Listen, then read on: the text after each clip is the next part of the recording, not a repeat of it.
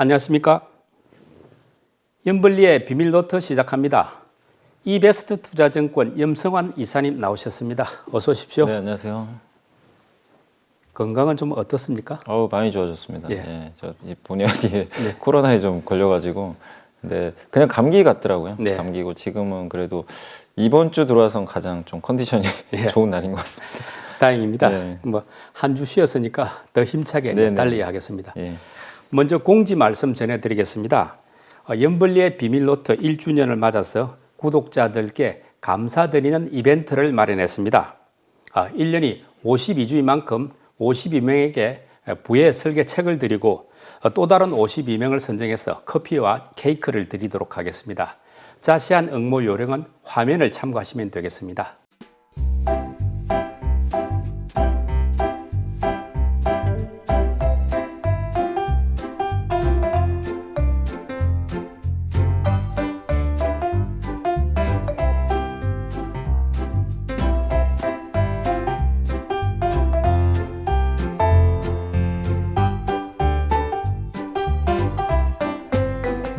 네, 본격 토론 시작하겠습니다.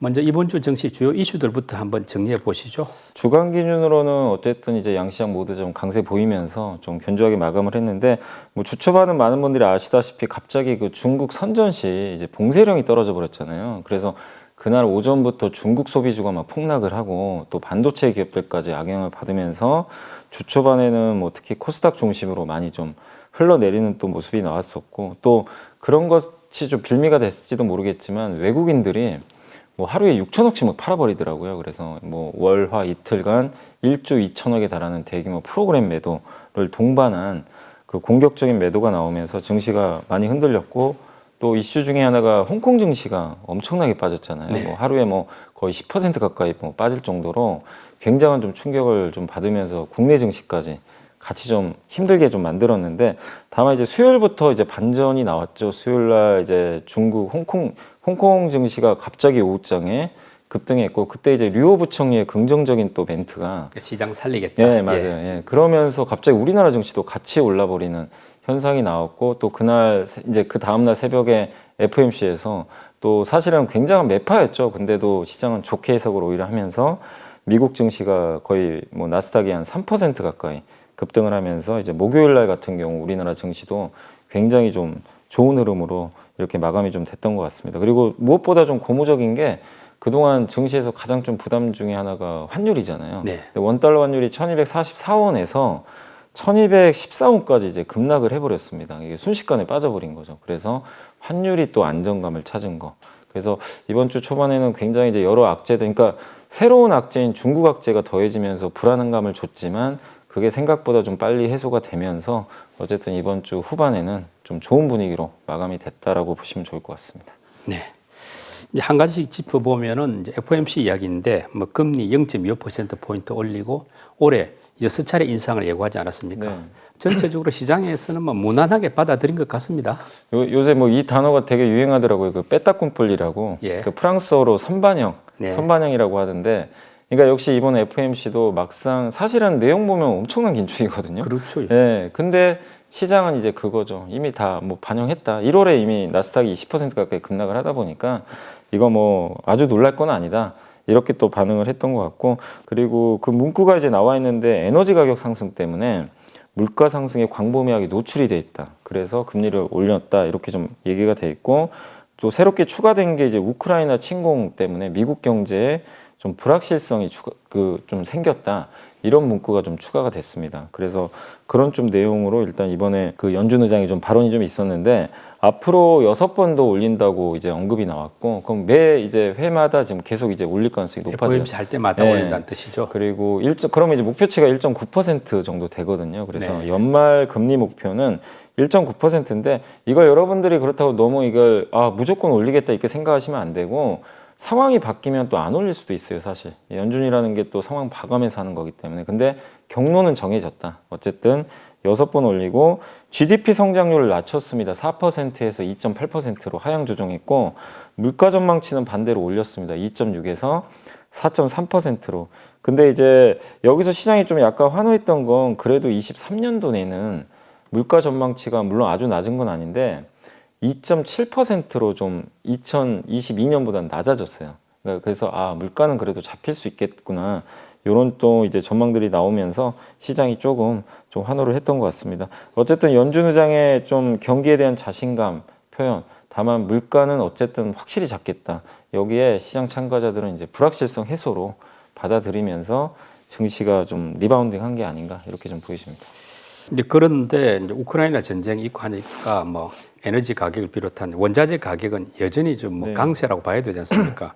이건 뭐 결국 인플레 압력이 여전하다 이렇게 봐야 되니까 앞으로 상황에 따라서는 이제 빅스텝이라 하죠. 0.5%포인트 인상 이럴 부담은 여전히 남아 있다고 봐야 되는 거 아닐까요? 네, 이건 남아 있고요. 실제로 이건 데이터가 있는 게 연준의 그 기준금리 인상 확률이 5월에 0.5% 인상은 많지는 않아요. 30%인데 6월 FMC에서는 무려 73%로 올라갔어요. 그러니까 지금 많은 시장 참가자들은 6월 FMC가 그러니까 보통 3, 6, 9, 12에 이제 중요한 결정들을 하잖아요. 그래서 6월에 0.5% 올릴 것 같다. 빅스텝으로 한번 갈 것 같다라고 지금 언급들을 하고 있고 실제 이런 데이터들이 나오고 있기 때문에 근데 이제 시장에서는 원래는 이번 3월에도 한번 빅스텝 얘기가 예전에 한번 나왔잖아요. 그러다 이제 전쟁 갑자기 나면서 쏙 들어갔는데 결국 지금 고물가가 지속되다 보니까 연준의 의도대로 물가를 잡으려면 시장에서는 어쨌든 한 번의 빅스텝은 불가피한 거 아니냐 이렇게 받아들이고 있는 것 같아요. 그래서 일단 그러니까 투자하신 분들도 이건 좀 생각은 해놓고 계세요. 6월에 0.5% 올릴 가능성은 분명히 있어요. 근데 안 올릴 수도 있습니다. 0.25로 갈 수도 있고. 근데 연준의 경로로는 0.25가 맞는데 시장은 한 번은 0.5를 인정을 하고 있다 지금. 근데 이것도 지금 알고는 있잖아요. 예. 어쨌든 이걸 알면서도 시장이 올라간 거거든요, 사실은. 그래서 뭐 혹시라도 6월에 FMC에서 0.5% 올린다고 해서 이거 새로운 뭔가 악재인가 이렇게 생각하지 마시고 지금 시장은 그거를 인지는 하고 있다 이렇게 보시면 좋겠습니다. 원달러 환율이 치솟아 가지고 우리 증시에 부담이 됐는데 뭐 1달러에 1240원대까지 갔다가 다시 1210원대로 좀 안정은 됐더라고요. 다행인데 이 향후 중장기적으로 뭐 전망은 어떻습니까? 환율 전망. 그러니까 환율 같은 경우는 지금 이제 원달러 환율이 1220원대까지 지금 이제 좀 떨어졌지만 뭐 어쨌든 그 전만 해도 너무 높았잖아요. 그래서 이제 좀 약간의 좀 고비가 있었죠. 이게 1,300원 넘어가지 않나 이런 좀 리스크도 있었는데 다행스럽게도 어쨌든 FMC가 끝나면서 오히려 이제 환율이 좀 급나가면서 다행이고 이게 과거에도 FMC 그러니까 금리를 올리면요. 막상 올리고 나면 달러가 약해지더라고요. 예. 네, 그러면서 이제 이번에도 그 공식이 결국 좀 잘 맞아 떨어졌다. 이렇게 보시면 좀 좋을 것 같고 원화 약세 요인들은 뭐 여러 가지가 있잖아요. 뭐 중국의 경기 불안 요인도 있고 또 거기에 뭐 긴축 이슈 또 그 전쟁 이슈 이 세 가지가 맞물려 있었죠, 사실.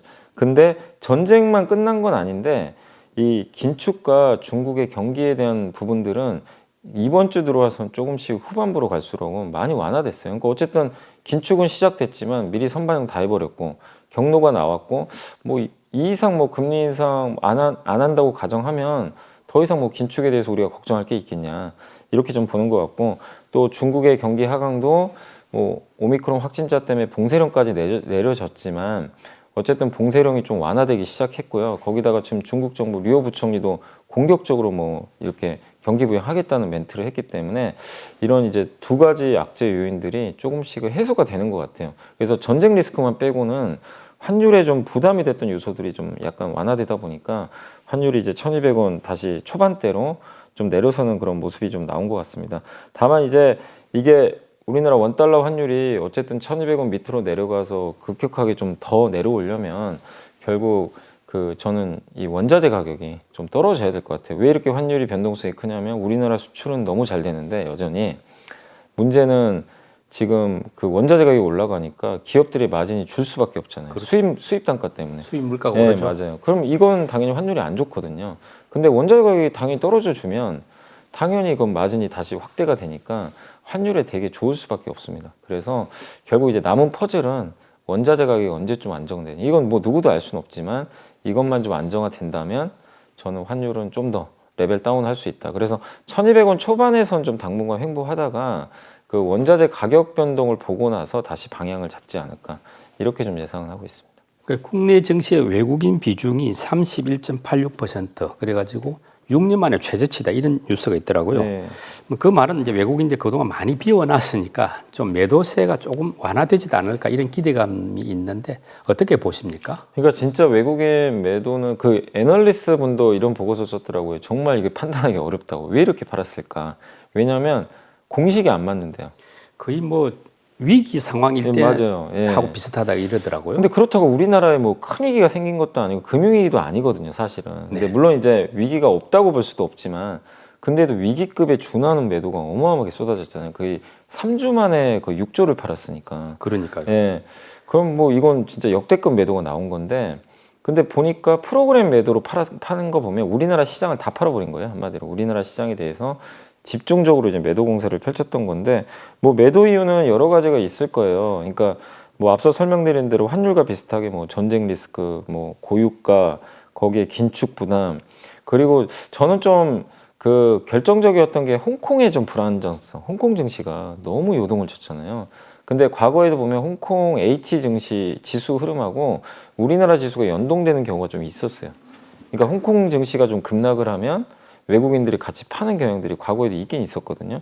근데 그 원인 중에 하나로 거론되는 게 중국의 경기 둔화 우려도 하나가 있지만 유럽계 은행들이 그 홍콩 증시에 투자를 많이 해놨대요. 네. 근데 이게 러시아랑 연결이 돼 있는 거죠. 왜냐 이탈리아랑 프랑스 은행들이 러시아 대출 채권이 좀 많아요. 아, 예, 그러니까 그러니까 우리나라나 미국은 좀 적은데 유럽 은행들이 좀 가지고 있나 봐요. 그래서 홍콩 증시에서도 유럽계 자금이 제일 많이 빠져나갔대요. 근데 우리나라에서도 아직은 모르겠어요. 어느 나라 자금이 빠져나온 거 아직 안 나왔기 때문에. 근데 나중에 확인은 되겠지만 제 추측으론 홍콩이 이렇게 무너지면서 유럽계 자금이 빠져나가면서 한국도 좀 팔기 좋은 나라잖아요. 네. 일단 선제적으로 현금화한 거 아닌가. 한국의 위기가 아니라 자기네들이 일단 살고 봐야 되니까. 그래서 현금 확보. 그러니까 러시아 부도설까지 나왔으니까. 그래서 외국인의 좀 매도가 더 강했던 게 아닌가. 그래서 우리가 좀 예상했던 것보다 훨씬 많은 그 매도가 나왔던 게 아닌가라고 저는 좀 생각은 하고 있습니다. 근데 그 말은 역으로 좀 담을 수도 있다 앞으로. 그죠. 이제 러시아 리스크가 완화되고 네. 이미 홍콩은 좀 안정화됐잖아요. 이제 그렇죠. 주가 폭락하고. 그러면 이게 반대로 이게 악재가 해소되면 외국인들이 팔 이유는 없어지거든요. 급한 물량은 팔았으니까. 네. 그래서 러시아 좀 리스크가 좀 완화만 되면 저는 뭐 충분히 외국인들은 복귀할 가능성이 있다고 봅니다. 목요일 시장에서는 외국인이 많이 들어왔더라고요, 다시. 네, 목요일은 그날 거의 한 5천억 샀어요. 네. 5천억 정도 대량 매수했는데 역시 그날 뭐 미국의 FMC도 끝나고 특히 그 홍콩 증시가 엄청나게 올랐잖아요. 예. 예. 그러니까 결국엔 외국인들은 언제든지 들어올 준비는 저는 돼 있다고 생각하고 있습니다. 네. 그럼 많이 팔았던 외국인이 그래도 이번 주에 많이 매수한 종목은 어떤 건지 한번 알아보시죠. 네, 그 이번 주에 SK하이닉스를 제일 많이 샀고요. 네. 1,517억 원 정도를 매수를 했고요. LG노텍을 766억, 안랩을 한 668억 정도 일단 매수를 했습니다. 그리고 고려아연을 583억 샀고요.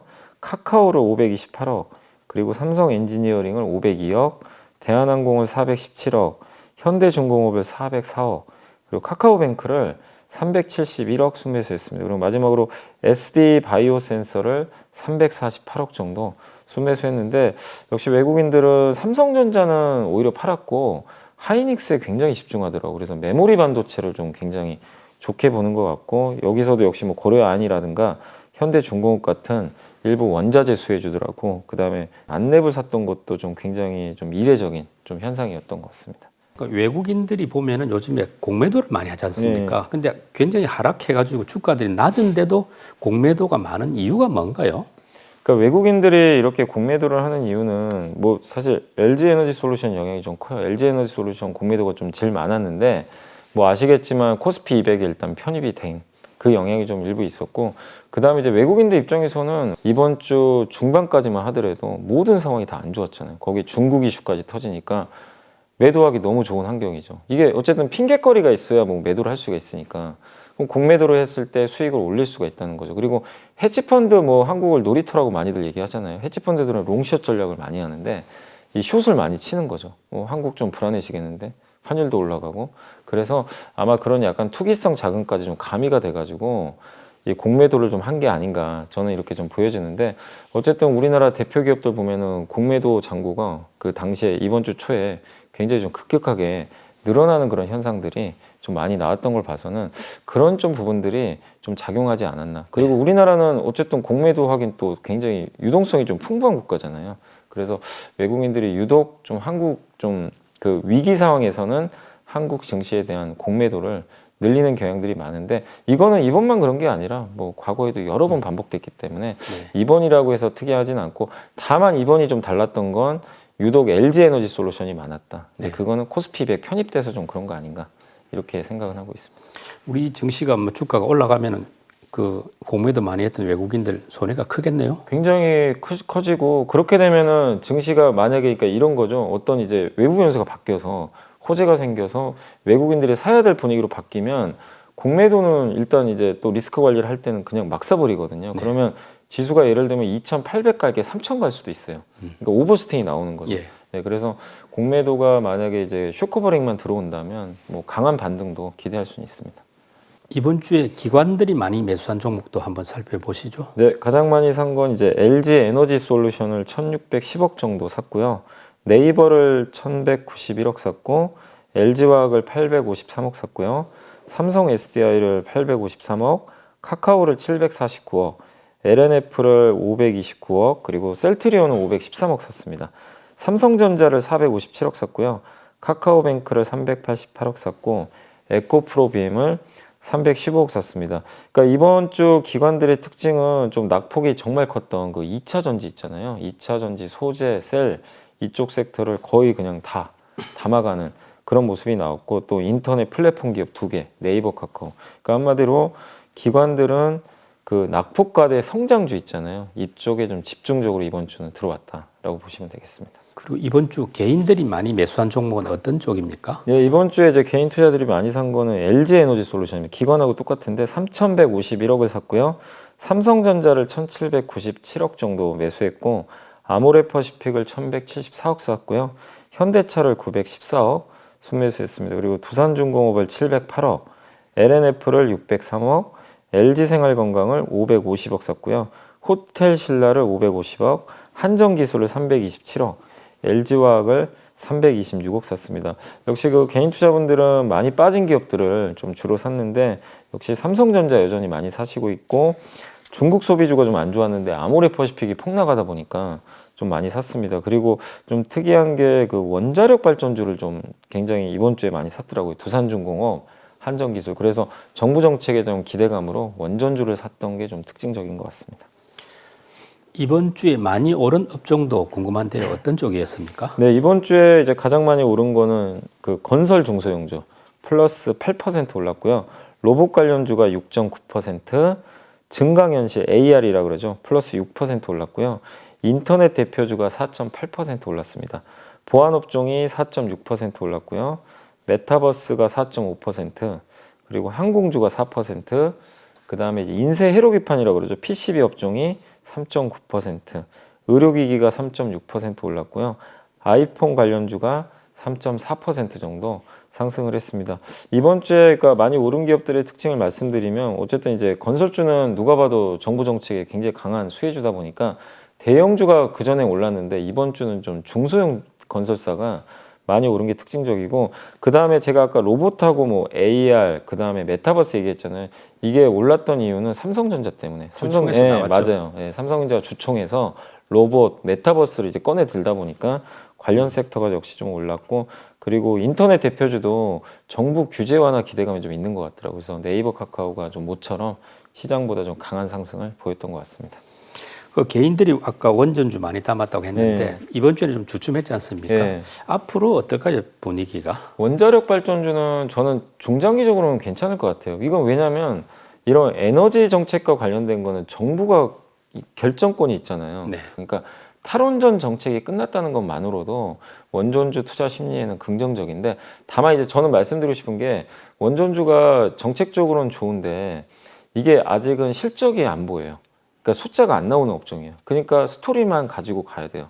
그래서 밸류들이 되게 높습니다. 그래서 투자하실 때 조그만 뭐 악재라든가 그런 게 나오면 또 변동성이 커지니까 저는 뭐 여기서 이렇게 이미 어떤 기업은 10배 올랐더라고요. 바닥 대비해서 작년부터 원전 얘기가 좀 나왔잖아요. 근데 이 상황에서 정책만 믿고 여기서 사야 되나? 그거는 솔직히 저는 좀 기다려야 될 것 같아요. 그래서 뭐 정책적으로 이런 부분들은 긍정적인데 투자 관점에선 지금 조금 가격이 싸질 때까지는 좀 기다려야 되지 않을까 이렇게 말씀드리고 싶습니다. 염 이사님이 선정한 이번 주에 보고서 듣는 순서입니다. 어떤 내용입니까?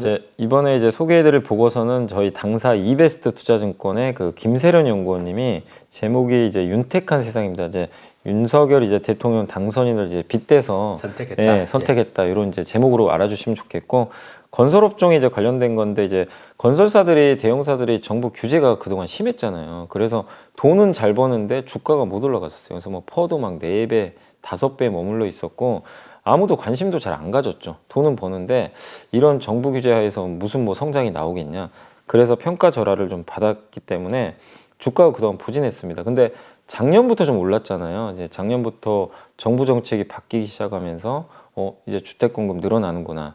이런 이제 기대감이 있었고 그러다가 이제 올 초에 HDC 현대산업개발 이슈 때문에 한번 주가가 다시 좀 급락을 했었는데 어쨌든 이제 그 대선이 끝나고 나서 지금 이제 다시 올라가는 그런 좀 분위기로 나오고 있는데 지금 주가 상승 여력이 좀 충분하다고 좀 보고 있는 것 같아요. 왜냐하면 밸류에이션 상으로 보면 대형 건설사를 보통 PBR로 계산을 많이 하거든요. 그러니까 자산 가치 대비해서 몇 배냐.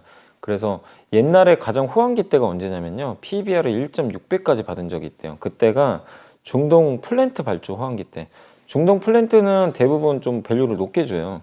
그래서 1.6배까지 받았는데 그래서 지금 현재 그러면 몇 배냐? PBR이 0.7배라고 합니다.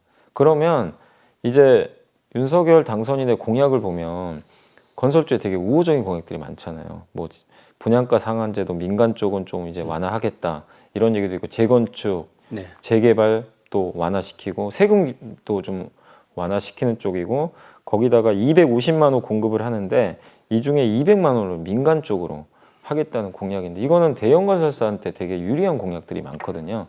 그래서 이걸 보면 결국엔 PBR 1배까지는 가지 않겠냐. 그러니까 지금 PBR이 0.7배니까 적어도 한 30% 이상의 상승 여력은 남아 있는 것 같습니다. 그래서 대형 건설사도 관심 가져보시고 다만 1배 이상을 가려면 기업들의 실적, 그러니까 기업마다 다를 수 있대요.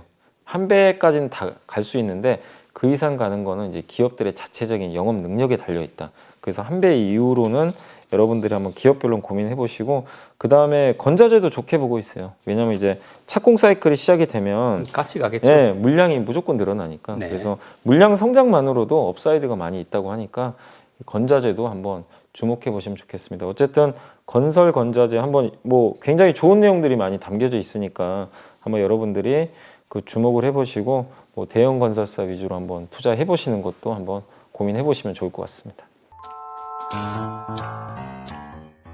네, 이번 주 증시에서 주목해야 될 변수들은 어떤 게 있습니까? 일단 이제 역시 그 파월 의장의 발언이 좀 중요할 것 같아요. 월요일 날. 왜냐하면 그날 이제 물론 발언을 했지만 좀 더 이제 디테일한 내용들이 또 발언에서 나올 수가 있으니까 그날 또 발언 또 해석에 따라서 증시가 또 변동성 나올 수 있으니까 월요일 날